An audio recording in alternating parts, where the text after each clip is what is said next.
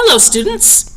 Welcome to a little video about lead-in to quotes and how to get good lead-in to your quotes. If you start off a little paragraph with a nice topic sentence, on account of their young age, children physically do not have the skill to cope fully on their own. Okay, I like it. It's generic. Okay, it's not talking about how Jack and Ralph physically don't have the skills to cope fully. It's just about children in general.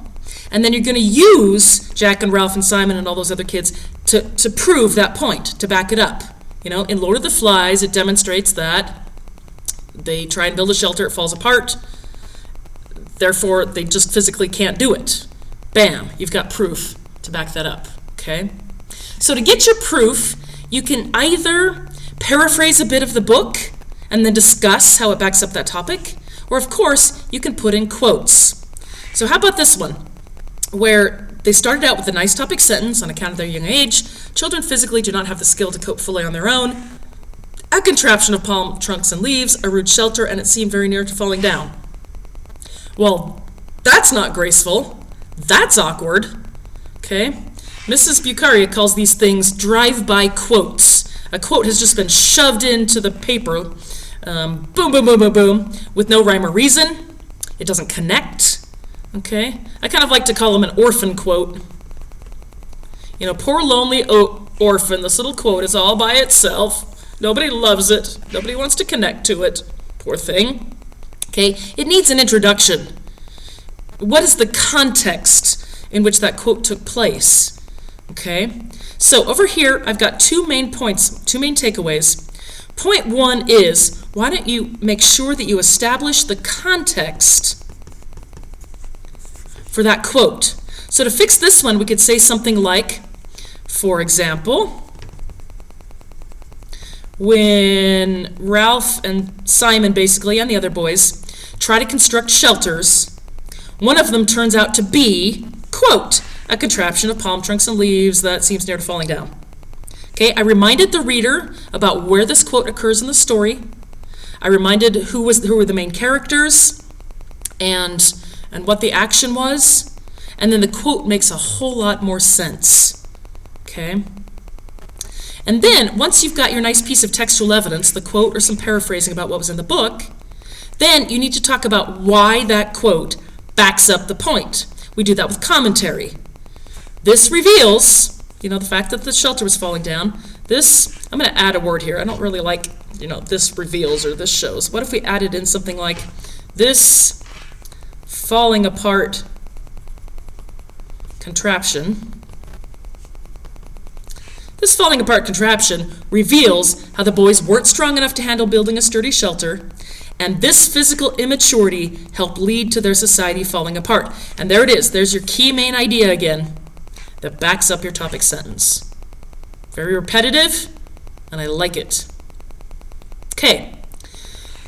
In this little paragraph, it starts out and says, social immaturity is also a large factor in their lives, something that also causes them to degenerate.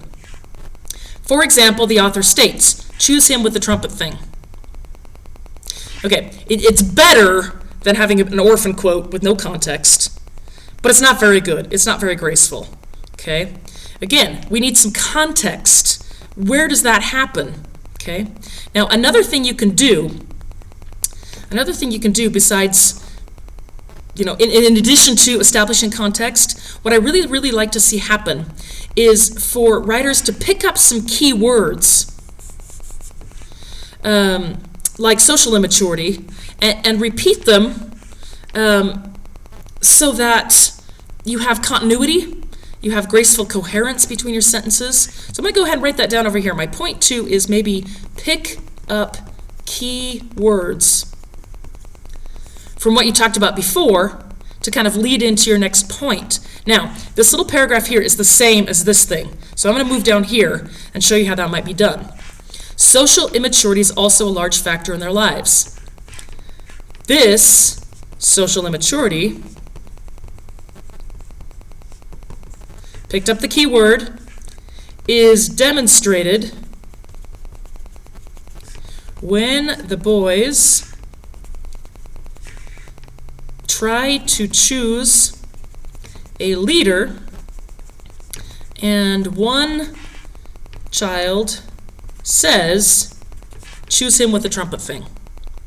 Okay, I not only picked up a keyword to get coherence, but I also established the context again. Hey, this social immaturity is demonstrated when the boys try and choose a leader, and one child says, choose him with the trumpet thing. This shows their immaturity, because they wanted to be like adults and have a leader, but they chose a leader based off something he owns, not leadership qualities. So that's no good. It will cause their descent to savagery. Is it making sense? You need to have lead into quotes. We don't want quotes all by themselves. We don't really like, on page 74, the author states. You can do better. Okay? I'm not going to read this whole thing down here, but let's just look at where they have lead into the quotes. Okay? I'm going right down here, and I see that, we have a nice one down here. Look at this. Ralph reprimands the others fiercely when he noticed some boys playing on the logs, is going to introduce a whole sentence worth of quote. We need an assembly, he said, not for fun, not for laughing and falling off the log, to put things straight. Okay? Do you have any idea now where that comes in the book? Are you reminded of the context? You bet! That worked really nice. Okay? What about this next sentence? He soon finds, however, what a nice transition word, that his attempt to get the boys to follow through with their responsibilities results in near mutiny, and the boys follow Jack off to do their dance on the beach. I like this. It could use the little, it could use citation. However, I like this because it's a short quote, and it's nicely embedded into your own writing, okay? Quotes don't have to be long. You don't need to quote sentences and sentences. Pick up little bits of it, okay, from the text to help prove your point and embed them with your own writing. Okay, that's all I need you to look at. I'm going to have you now do a quiz that proves that you listened to this and then practices thesis statements a little bit. Don't worry, you can take this quiz multiple times until you get all the answers right. Okay? Talk to you later. Bye.